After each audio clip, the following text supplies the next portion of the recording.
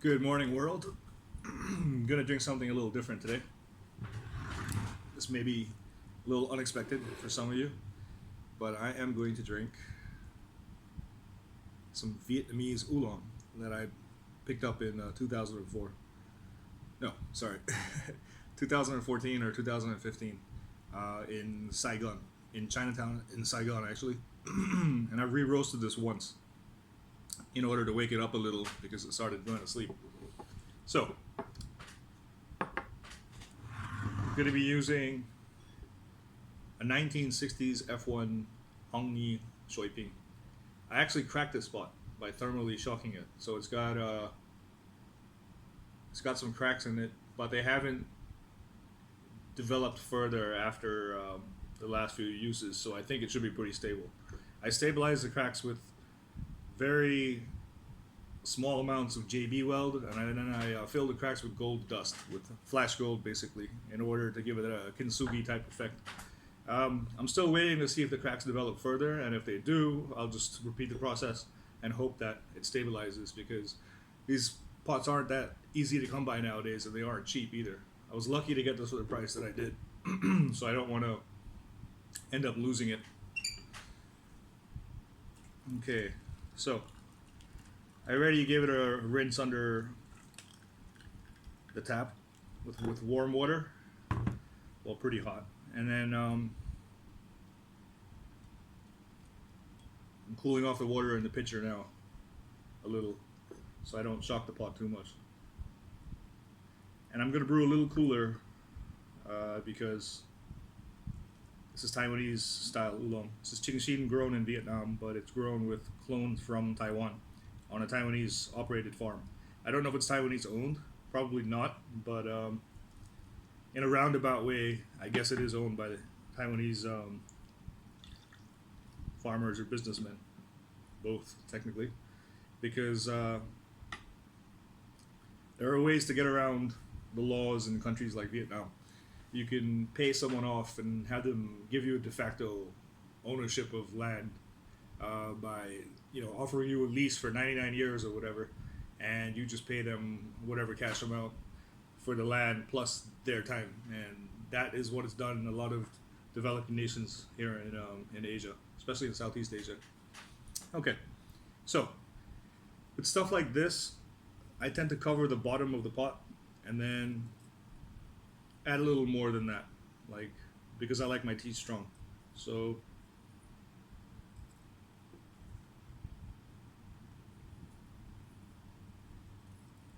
let's see. Am I going to need more leaf? I try to guesstimate the right amount, so this should do it. But let's see. Yeah, that's just about right. So that worked out. I'm going to use my Tenmoku cup again. This tea's a little astringent compared to the good Taiwanese stuff.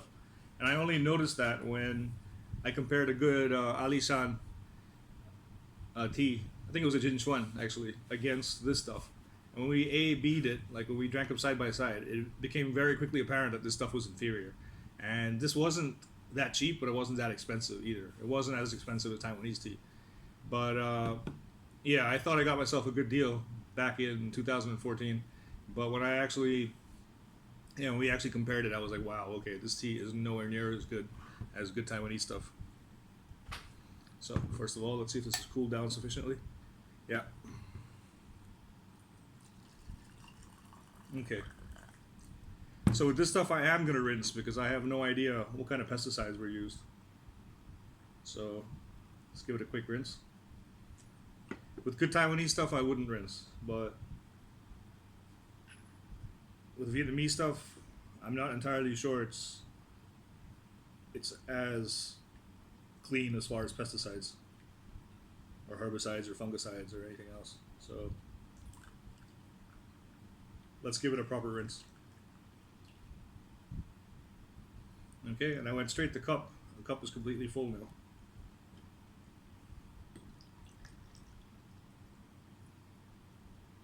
Smells good. Smells like you'd expect a high mountain oolong to smell like. It's got that distinctive aroma, kind of cantaloupe and sweet. And now let's do that first infusion. So I don't like to use full boil for Taiwanese oolongs. For a long time I did because those with more experience than me here in Hong Kong indicated that that was the way to go, and I found it not to be the way to go. So going a little cooler actually works better. And it took a relatively new drinker in the Netherlands to kind of sway me that way. He told me that he had better results in '95, and we had a whole argument about that until one day we were trying out Alisan here, me and a friend of mine from Hong Kong, and she'd just come back from Taiwan with excellent teas. And when we used full boil, the aroma dropped off considerably. When we dropped the temperature down to 95 Celsius, the aroma was amazing. The tea was just amazing. So, yeah, I learned my lesson that day, and ever since I've been experimenting with cooler temperatures for a lot of different teas. Okay, I usually time my Taiwanese oolongs. I'm not timing this today because I'm talking to you guys and I got sidetracked. But that should about do it. I try to aim for 40 to 45 seconds for the first infusion, but I'll just have to go with instinct today and hope that this is long enough and not too long. And I'll drop down the infusion length for the second infusion.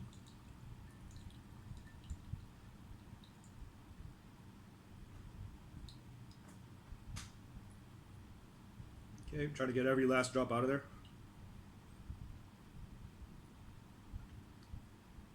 Yeah, teapot looks stable. No developing cracks. And it does smell Taiwanese, but a little different. And this stuff is several years old as well. But even then, it smelled a lot like this back then. I suspect it may have been grown at lower altitude compared to a lot of Taiwanese high mountain stuff.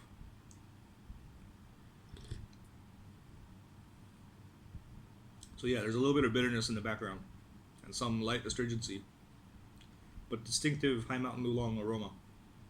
I think I re-roasted this once to wake it back up. I said that, didn't I? Sorry, I'm a little absent-minded this morning. I'm just waking up here.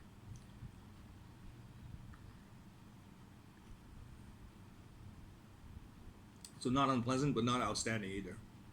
But not bad. Definitely drinkable.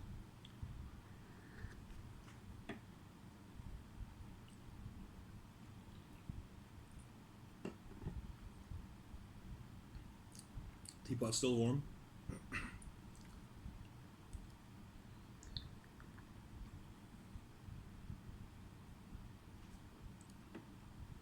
Yeah, definitely a little bitter and astringent, but not very bitter or very astringent.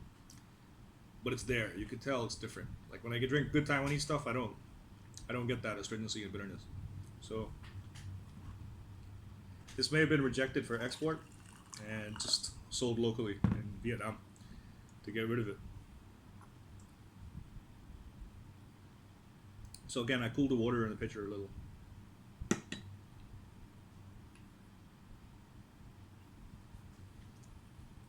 This time I will time the infusion. So we're gonna go with, let's go with 25 seconds.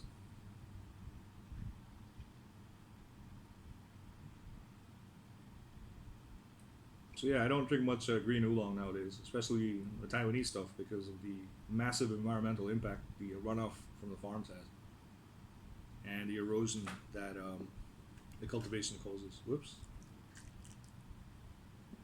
Tree's getting kind of full here.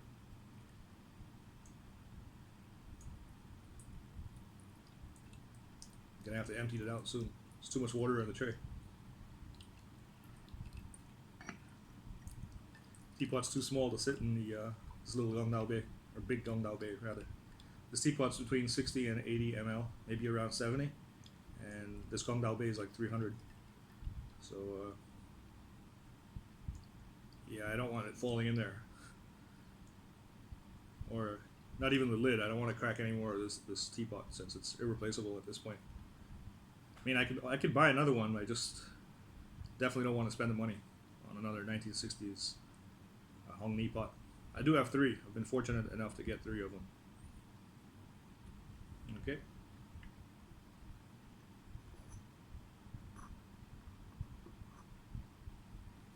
Alrighty. Yeah, I should have emptied out some water before I got started this morning. Still got water left in here from yesterday. But As long as it's not spilling over, it's manageable.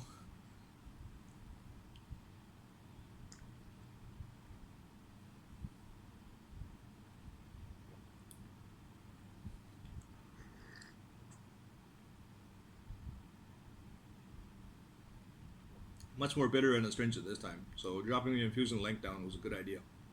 It helped tame that bitterness. I don't know if the iron in the teapot and in this cup is helping, but it's definitely tolerable to drink. It's not outstanding tea by any means, but it's tolerable.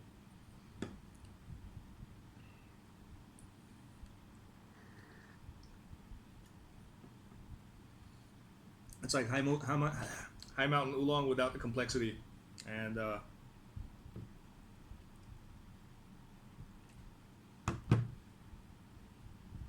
little rougher to drink, but not undrinkable. And this was the best stuff this particular vendor had in Chinatown and Saigon. So yeah, there's a lot of really low quality stuff consumed in Vietnam. Unfortunately, they do produce some excellent tea, but a lot of the best stuff's exported. So this is what's left behind. There is good stuff around as well, but I guess not in Chinatown, or at least not where I went. And the fun thing about buying this tea is it was my first time in Saigon, and I didn't know Cantonese was widely spoken in Chinatown and Saigon. So I actually bought this tea speaking Cantonese, and that was fun for me and fun for the vendor.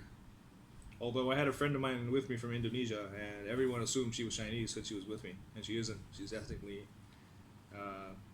Indonesian or Malay, I guess you could say. And yeah, that was entertaining. Everyone thought she was Chinese. All right, I forgot to time this one.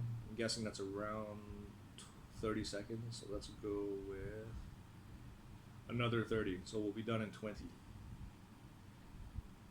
So yeah, wearing a watch or having a phone handy is a good idea during a session because you can monitor the length of your infusions at a glance.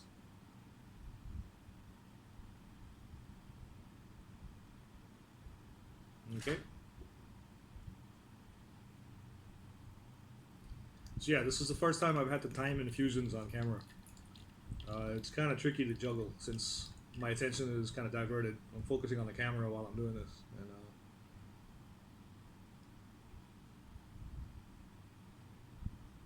yeah, that's my attention diverted.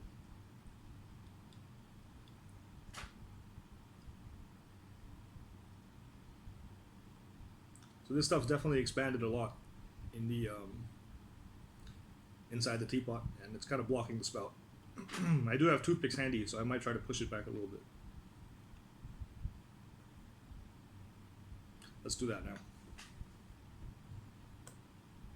So a long time ago, I was reading something Marshall N said. If you don't know Marshall N, he's got an excellent blog on tea. He's not as active as he used to be, but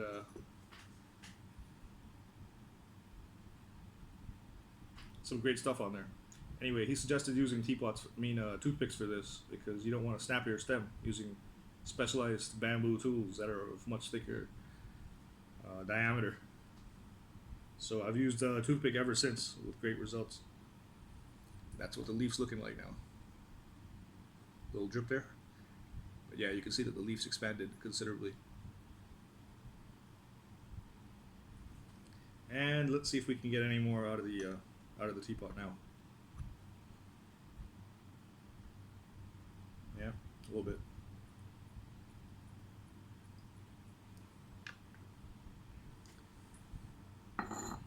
As you can see, it's kind of dark, so it's oxidized somewhat, and plus that low temperature roast I went darkened it a little bit.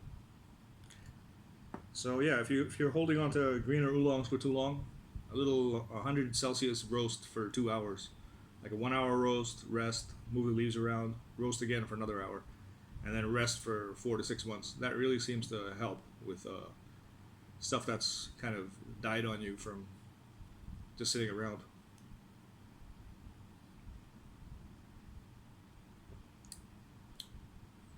So yeah, some sweet and sour action, kind of like Tia Guan Yin. So I suspect this is grown at lower altitude. There's definitely something different about this tea compared to high mountain oolong.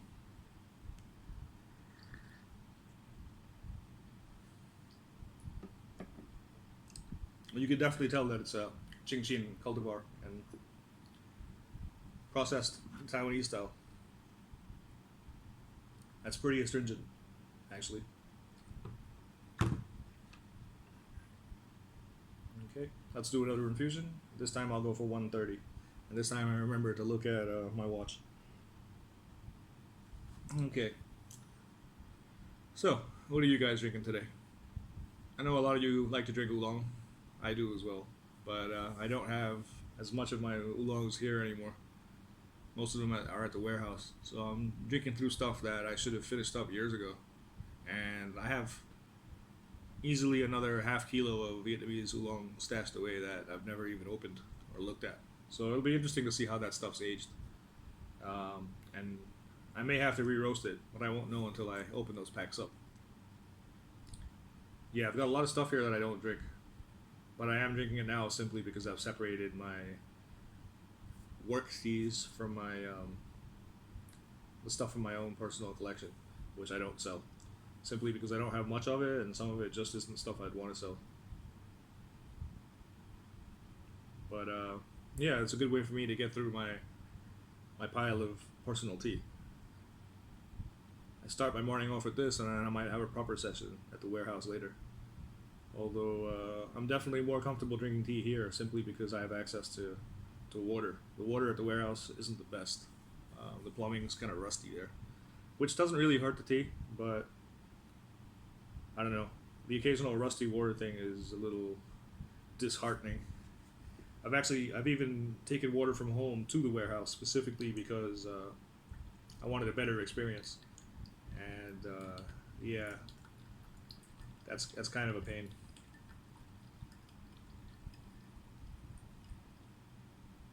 I'd hope they'd upgrade the piping in the building, but I don't think they will. Down one end of the building, the water's better. The piping seems to be better, so I do go down there sometimes to get water, but it's like the length of a football field. The building's massive, so I don't do that all that often, and maybe I will, because that rusty water thing is always in the back of my mind, even though I know it's harmless. Okay, let's see what we've got here. Still nice and dark. I can feel that astringency in my mouth.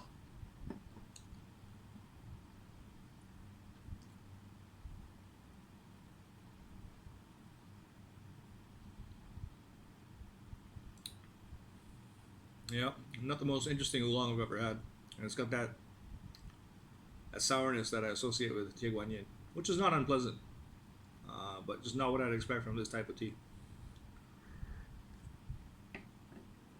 I will say I've had much worse oolong in Vietnam as well, so at least this isn't, flavored or scented with chemicals or hasn't had saccharine added to it to give it a little sweetness, a little hoi gan or cool wei, which is something I've experienced in Hanoi, and that was horrible.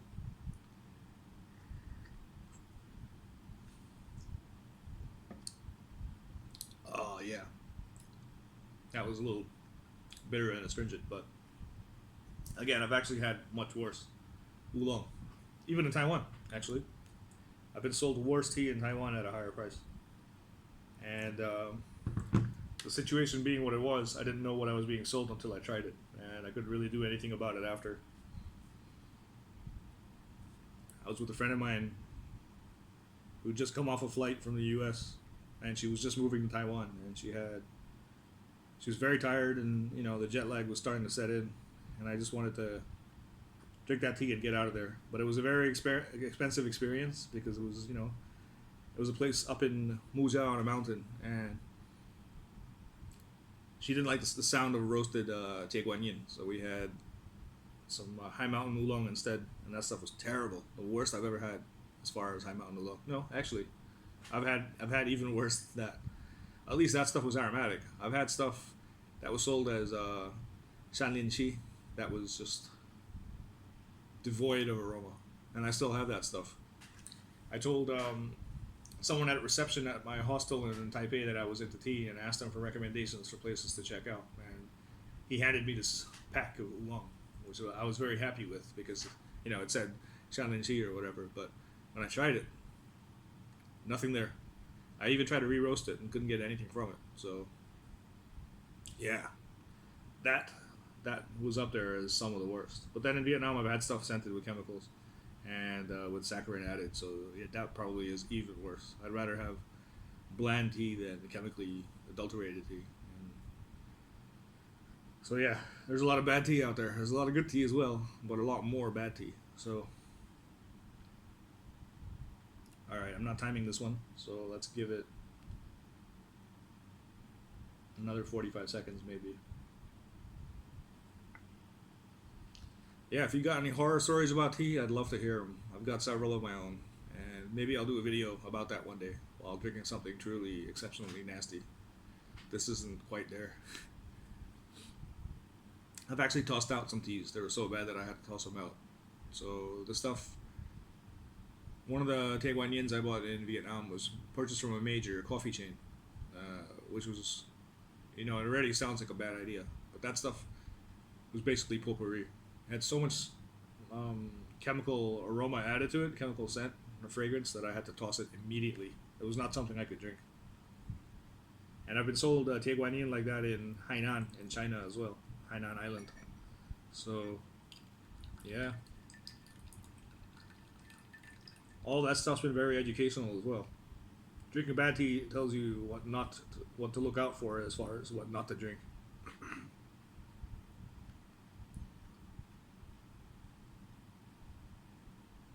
The stuff with saccharin was served at a very fancy cafe in Hanoi by the riverside. There seems to be a theme there. Places with fancy locations sometimes seem to serve very shitty tea. Oops, sorry about that. I try not to swear on camera, but yeah, the shoe fits. I've been served shitty tea at fancy places on occasion, and amazing tea at fancy places as well. The best show pu'er I ever had was at a restaurant in Hong Kong, and to this day I've never had anything that good. I don't know what it was that they served me, but I couldn't stop drinking it, and it was just so incredibly flavorful and aromatic and pleasant and smooth and sweet, and I wish I knew what that was. If I ever get back over that way, I'm gonna go in and ask them if I could take a look at their brick or cake or whatever to find out what exactly they served me, because it was incredible.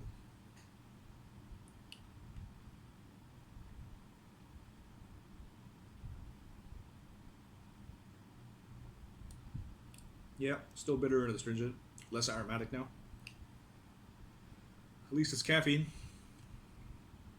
Got that cantaloupe note that I associate with Ching Ching.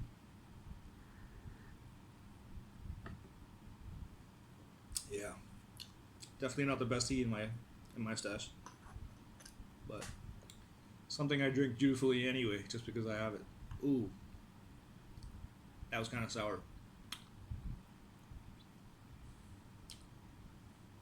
Yep, not something I want to drink regularly. I do get a little bit of a headache from this stuff too, so I might have been sprayed with something. But yeah, watch out. There's a lot of bad tea out there as well. I'm very careful not to sell anything I wouldn't personally drink, and I wouldn't sell this stuff. Definitely not. All right, thanks for watching. Hope your tea day goes better than mine, because this wasn't the best start to the morning. Not the worst either, but I might have to follow this up with something a little tastier. Alrighty, thanks for watching.